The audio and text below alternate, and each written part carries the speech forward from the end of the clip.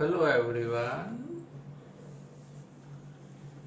આપણે લાસ્ટ લેક્ચરમાં વિદ્યુત પ્રવાહના 3 પ્રકાર,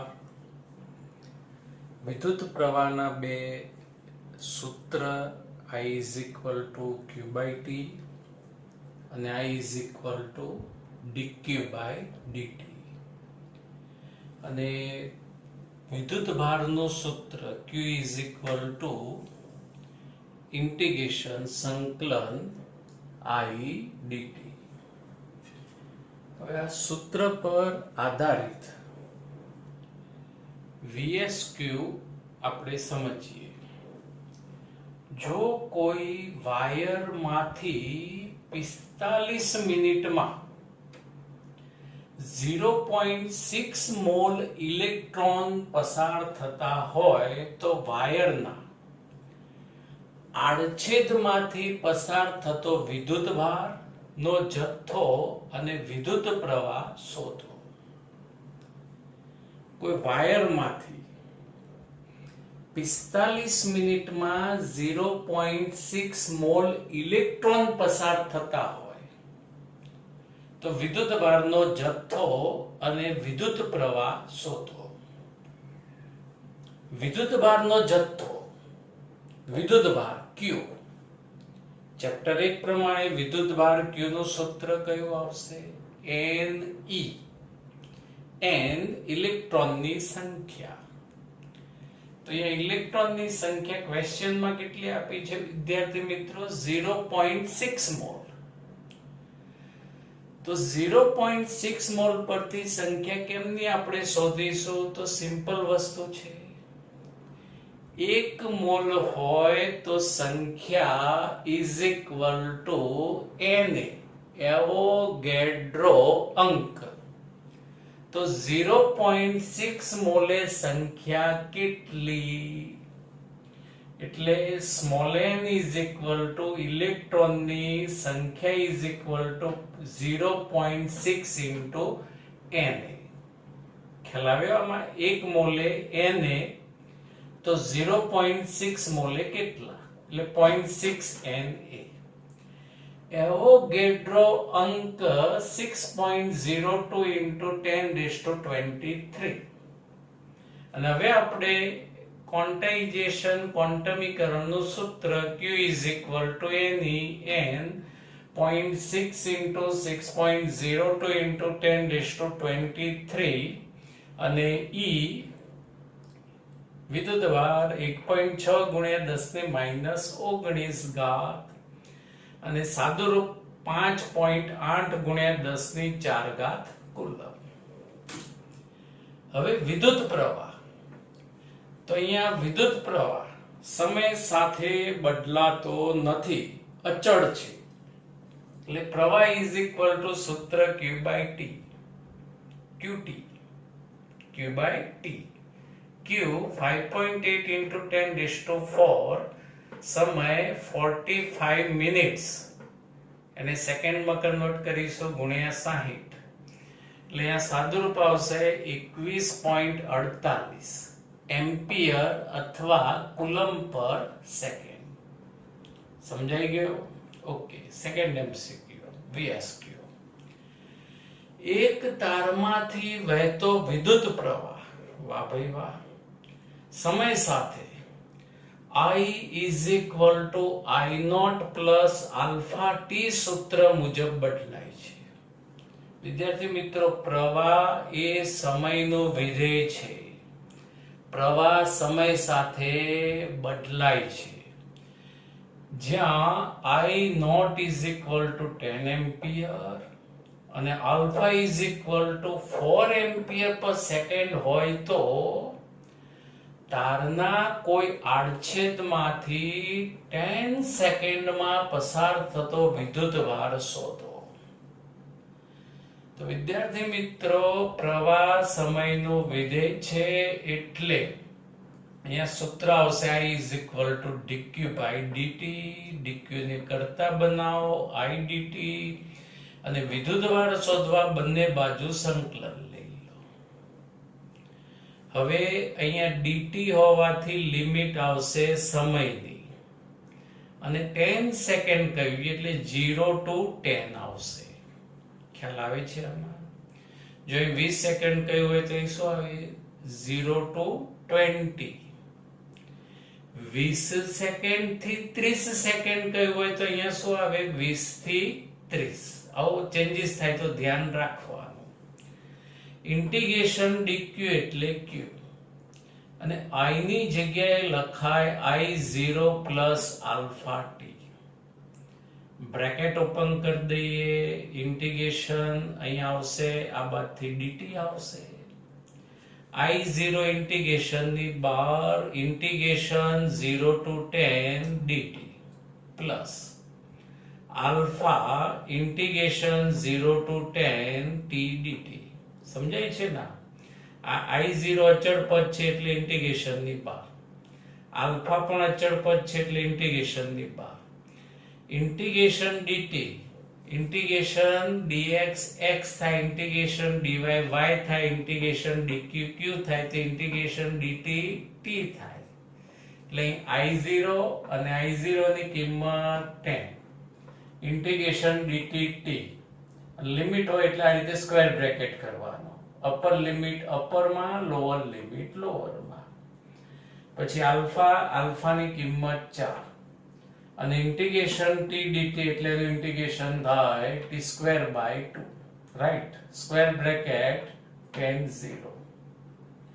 હવે અહીંયા 10 t ની જગ્યાએ 10 માઈનસ t ની જગ્યાએ 0. આ 0 ના લખીએ તો પણ ચાલે. આ 4 m ના m t સ્ક્વેર, t ની જગ્યાએ 10, 10 square by 2 minus 0 square by 2. 10 into 10 100. 10 square 100 by 2 100 ભાગ્યા 2 50 ગુણ્યા 4 200. એટલે આ ટોટલ વિદ્યુતભાર 300 કુલમ. 10 સેકન્ડમાં પસાર થતો વિદ્યુતભારનો જથ્થો 300 કુલમ. હવે નેક્સ્ટ ક્વેશ્ચન થિયરી 2 માર્ક્સમાં પણ પૂછાય અને ઘણા બધા VSQ અને MCQ કોન્સેપ્ટ પણ આમાંથી પૂછી શકાય અને જે રિઝલ્ટ રહ્યું એનો મેક્સિમમ આગળ ઉપયોગ આવવાનો છે. ઓહમનો નિયમ લખો અને તેની સમજૂતી આપો. ધોરણ 10 માં પણ તમે આ નિયમ ભણી ચૂક્યા છો. જર્મન ભૌતિક શાસ્ત્રી અને ગણિત શાસ્ત્રી, વાહ વાહ, ફિઝિક્સમાં બી માસ્ટરી અને મેથ્સમાં પણ માસ્ટરી, જ્યોર્જ સાયમન ઓમે સૌ પ્રથમ વિદ્યુત પ્રવાહ અને વોલ્ટેજ વચ્ચેનો ગાણિતીય સંબંધ વ્યાખ્યાયિત કર્યો. જર્મન ભૌતિક શાસ્ત્રી અને ગણિત શાસ્ત્રીએ ફર્સ્ટ ટાઈમ સૌપ્રથમ વિદ્યુત પ્રવાહ અને વોલ્ટેજ વચ્ચેનો ગાણિતીય સંબંધ વ્યાખ્યાયિત કર્યો. વિદ્યાર્થી મિત્રો, સંબંધ થોડો પ્રેક્ટિકલી આપણે સમજી લઈએ, પછી એનું સ્ટેટમેન્ટ આપણે ધ્યાનમાં લઈએ. ફિઝિક્સ લેબની અંદર એક પરિપથ તૈયાર કરવાનો. અવરોધ એટલે બલ્બ આપણે વિચારીશું, બલ્બ. અને આ વાહક તાર વાયર અને અહીંયા બેટરી. હવે બેટરી જુદા જુદા વોલ્ટની હોઈ શકે. 2 volt, 3 volt, 4 volt, 5 volt, 6 volt. તો ફિઝિક્સ લેબની અંદર અહીંયા પહેલા 2 વોલ્ટની બેટરી રાખવાની. પછી સ્વિચ ઓન કરીએ એટલે અહીંયા પ્રવાહ પરિપથમાં પ્રવાહ વહેશે અને વિદ્યુત પ્રવાહ માપવાનો. વિદ્યુત પ્રવાહનું માપન એ મીટર નામના ઇન્સ્ટ્રુમેન્ટ વડે થાય, જે આપણે ચેપ્ટર 4 માં ભણીશું. પછી 3 વોલ્ટની બેટરી રાખવાની, વિદ્યુત પ્રવાહ માપવાનો. 4 વોલ્ટની બેટરી રાખવાની, 5 વોલ્ટની બેટરી રાખવાની, વિદ્યુત પ્રવાહ માપવાનો. હવે જેમ જેમ આપણે બેટરીના વોલ્ટેજ ઇન્ક્રીઝ કરતા જઈશું એમ એમ આ પરિપથનો પ્રવાહ પણ શું થશે? ઇન્ક્રીઝ, વધતો જશે. અને બીજું વિદ્યાર્થી મિત્રો, હાલ આજે પરિપથનો જે પણ ઘટક રહ્યો, હાલ અવરોધ છે, અવરોધનો સંકેત, આ બધું ડિટેલમાં આવશે આપણે હાલ.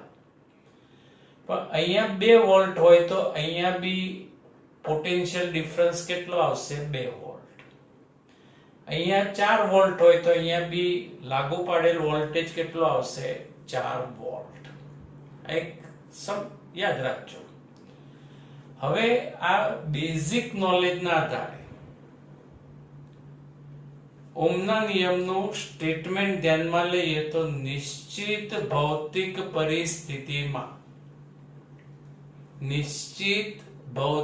પરિસ્થિતિમાં ફિઝિક્સ લેબ હોવી જોઈએ, બેટરી હોવી જોઈએ, વાહક તાર હોવા જોઈએ, અવરોધ હોવો જોઈએ, અને આપણે શું કહીશું? નિશ્ચિત ભૌતિક પરિસ્થિતિમાં અચળ તાપમાને લેબનું જે ટેમ્પરેચર રહ્યું એ અચળ હોવું જોઈએ. એટલે આ બધી વસ્તુને કઈ પરિસ્થિતિ કહેવાય? નિશ્ચિત ભૌતિક પરિસ્થિતિમાં રાખેલા કોઈ વાહકમાંથી વહેતો વિદ્યુત પ્રવાહ I તે વાહકના 2 છેડા વચ્ચે લગાડેલા વિદ્યુત સ્થિતિમાનના તફાવત વિના સમપ્રમાણમાં હોય છે.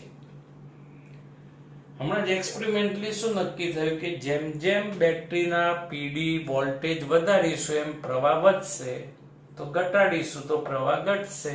તો અહીંયા સંબંધ, બંને રાશિ વચ્ચેનો કયો સંબંધ થયો? સમપ્રમાણતાનો સંબંધ.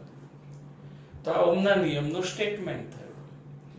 નિશ્ચિત ભૌતિક પરિસ્થિતિમાં અચળ તાપમાને વાહકમાંથી વહેતો વિદ્યુત પ્રવાહ I તે વાહકના 2 છેડા વચ્ચે લગાડેલા વિદ્યુત સ્થિતિમાનના તફાવતના સમપ્રમાણમાં હોય છે. હજુ આ સ્ટેટમેન્ટ સમજવા આપણે એક આવો બેઝિક એક્સપેરિમેન્ટ ધ્યાનમાં લઈ શકાય. ઘરે આવો પ્રયત્ન કરતા નહીં, ખાલી એ સમજવા માટે પૂરતું છે. 6 વોલ્ટની બેટરી, વિદ્યાર્થી મિત્રો, આપણે જે બટન સેલ આવે છે એ 1.5 વોલ્ટના હોય છે.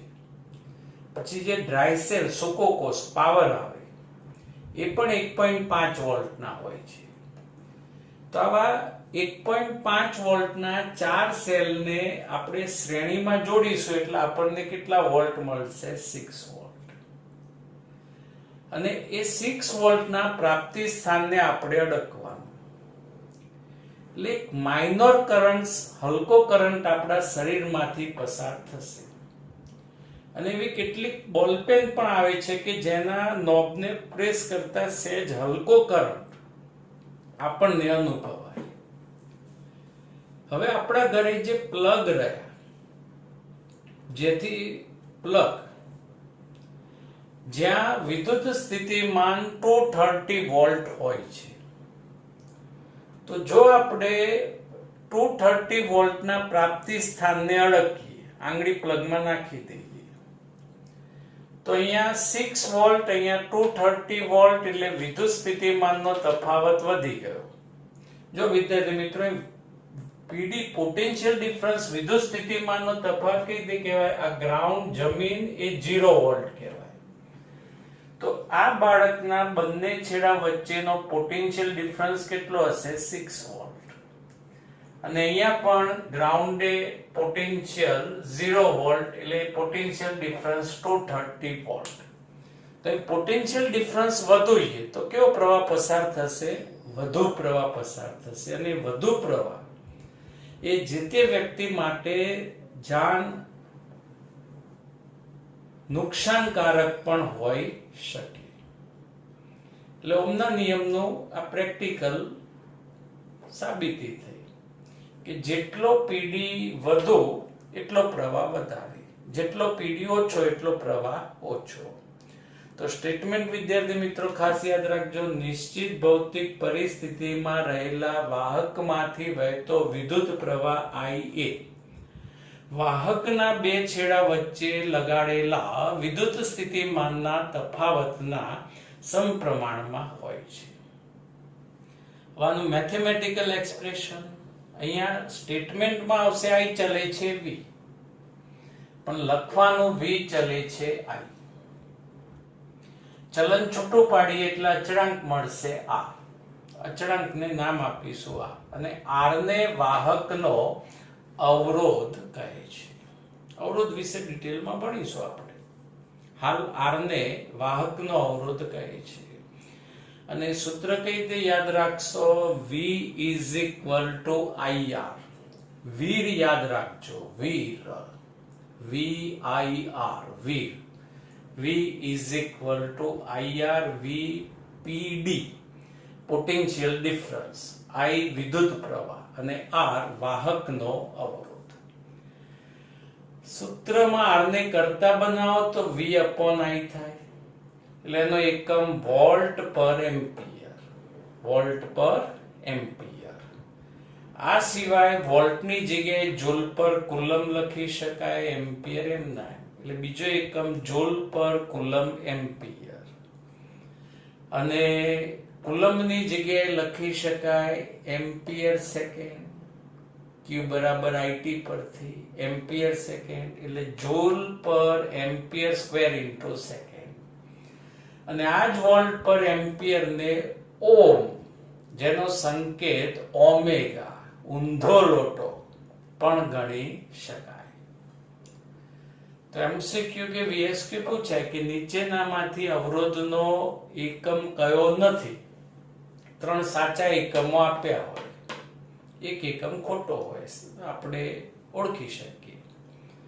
અવરોધનું પારિમાણિક સૂત્ર 1232 પ્લસ 12 માઇનસ 32 11th માં પણ આવતું.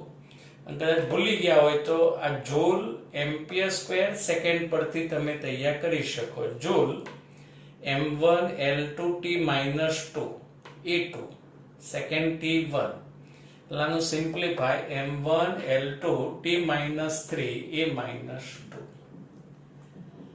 હવે અવરોધ શેના પર આધાર રાખે છે? તો અવરોધ મુખ્યત્વે 3 બાબત પર આધાર રાખશે. એક તાપમાન પર, સંબંધ આગળ વ્યાખ્યાયિત કરીશું.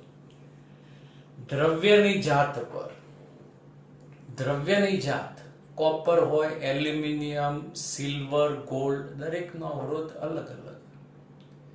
અને પરિમાણ પર, વાહકના પરિમાણ પર.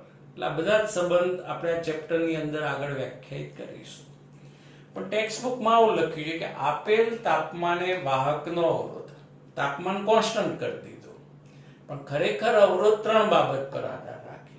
એક વાહકની જાત, વાહકના પરિમાણ અને તાપમાન પર આધાર રાખે છે. અવરોધના વ્યસ્તને 1/R ને વાહકનું કન્ડક્ટન્સ કહે છે. વાહકત્વ, કન્ડક્ટન્સ કહે છે. કન્ડક્ટન્સનું સૂત્ર અને સંકેત, સંકેત આપણે ફિઝિક્સની ટેક્સ્ટબુકમાં આપ્યું નથી, કેમિસ્ટ્રીમાંથી ઉઠાઈએ. Capital G is equal to અવરોધ R નું સૂત્ર કયું થાય? V upon I, તો એનું વ્યસ્ત એટલે I by V. એકમ એમ્પિયર પર વોલ્ટ, આ એકમ બદલાઈ જાય, એમ્પિયર ઉપર વોલ્ટ નીચે. પછી 1/ઓહ્મ, ઓમેગા, ઓહ્મ ઇનવર્સ, ઓમેગા ઉપર જાય એટલે ઓહ્મ ઇનવર્સ, અને ઓહ્મ ઇનવર્સ ને જ મો કહી શકાય. આ લોટો સીધો થઈ ગયો, એ કન્ડક્ટન્સના શક્ય એકમ થયા. પછી વિદ્યાર્થી મિત્રો, કન્ડક્ટન્સનું પારિમાણિક સૂત્ર પૂછાય તો આના પરથી શું લખાય કહો? અહીં જ્યાં પ્લસ છે ત્યાં માઇનસ આવશે, માઇનસ છે ત્યાં શું આવશે? પ્લસ. તો કન્ડક્ટન્સનું પારિમાણિક સૂત્ર કયું? m-1 l-2 t+3 a+2 લખી શકાય. આલેખ આધારિત કેટલાક પ્રશ્નોની ચર્ચા આપણે કરીએ જે થિયરી ભણ્યા એના પરથી. અવરોધ R નું સમીકરણ R is equal to V upon I. VIR યાદ રાખવાનું. R is equal to V upon I. અને કંડક્ટન્સ નું સૂત્ર I by V અને બંને વચ્ચેનો જે સંબંધ રહ્યો એ વ્યસ્ત પ્રમાણતાનો સંબંધ ગણાશે. તો કેટલાક બેઝિક ક્વેશ્ચન્સ આપણે સમજીએ. ઓહમનો નિયમ જળવાતો હોય તો V વિરુદ્ધ I નો આલેખ ખાલી જગ્યા મળે છે સુરેખા. આનો પ્રેક્ટિકલ પણ આવશે. સુરેખ રેખા સ્ટ્રેટ લાઈન આલેખ મળે અને ઢાળ ખાલી જગ્યા દર્શાવે. તો વિદ્યાર્થી મિત્રો તમને યાદ છે 11th માં ઢાળ ઇઝ ઇક્વલ ટુ સૂત્ર y યામનો તફાવત અપોન x યામનો તફાવત અને ઢાળનું બીજું એક સૂત્ર હતું tan થીટા. રેખાએ x અક્ષ સાથે બનાવેલા ખૂણાનું ટેન્જન્ટ મૂલ્ય. તો આજે v એ y અક્ષ પર આવશે અને I x અક્ષ પર આવશે. એટલે y યામનો તફાવત એટલે v ડેલ્ટા v ઉપર અને નીચે ડેલ્ટા I એટલે v upon I થશે. એટલે એ જે આલેખનો ઢાળ રહ્યો એ ખાલી જગ્યા દર્શાવે અવરોધ દર્શાવે. આ જ રીતે સેકન્ડ VSQ ઓહમનો નિયમ જળવાતો હોય તો I વિરુદ્ધ V નો આલેખ સુરેખ રેખા જ મળશે. પણ હવે y અક્ષ ઉપર વિદ્યુત પ્રવાહના અવલોકન આવશે અને x અક્ષ પર આવશે V વોલ્ટેજ PD ના અવલોકન. એટલે ઢાળ ઇઝ ઇક્વલ ટુ y યામનો તફાવત એટલે ડેલ્ટા I અપોન x યામનો તફાવત એટલે ડેલ્ટા V. એટલે સૂત્ર કયું બનશે? I upon V, જે કંડક્ટન્સ વાહકત્વ દર્શાવે છે.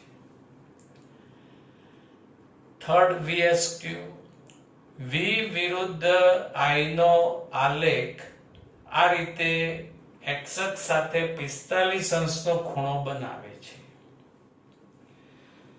તો આલેખ અનુસાર અવરોધનું મૂલ્ય કેટલું હશે? તો અહીંયા અવરોધ is equal to V upon I. y યામનો તફાવત upon x યામનો તફાવત. ઢાળનું બીજું સૂત્ર કયું થાય? tan થીટા એટલે કે tan 45 અને tan 45 ની કિંમત 1 એકમ અર્થાત 1 ઓહમ લખી શકાય અવરોધનું મૂલ્ય. હવે જે VSQ આપણે સોલ્વ કરવા છે એના માટે આ સંબંધ યાદ રાખજો.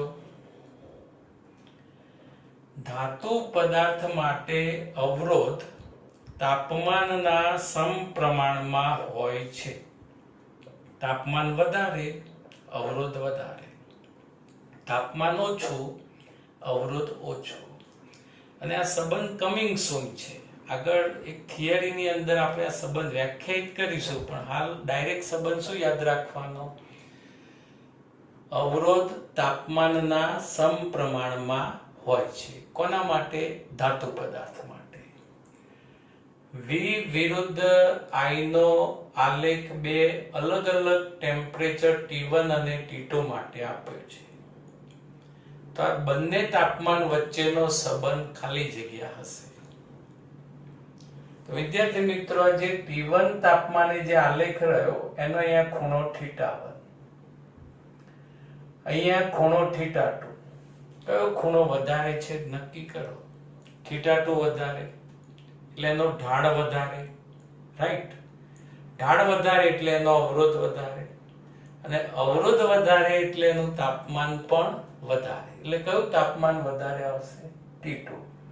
એટલે અહીંયા સંબંધ લખાય T2 greater than T1. Correct? આ તમે સ્વપ્રયત્ને વિચારી શકો. ત્રણ અલગ અલગ તાપમાને V વિરુદ્ધ I ના આલેખ આપે, રાઈટ? તો આ ત્રણ તાપમાન વચ્ચેનો સંબંધ નક્કી કરો.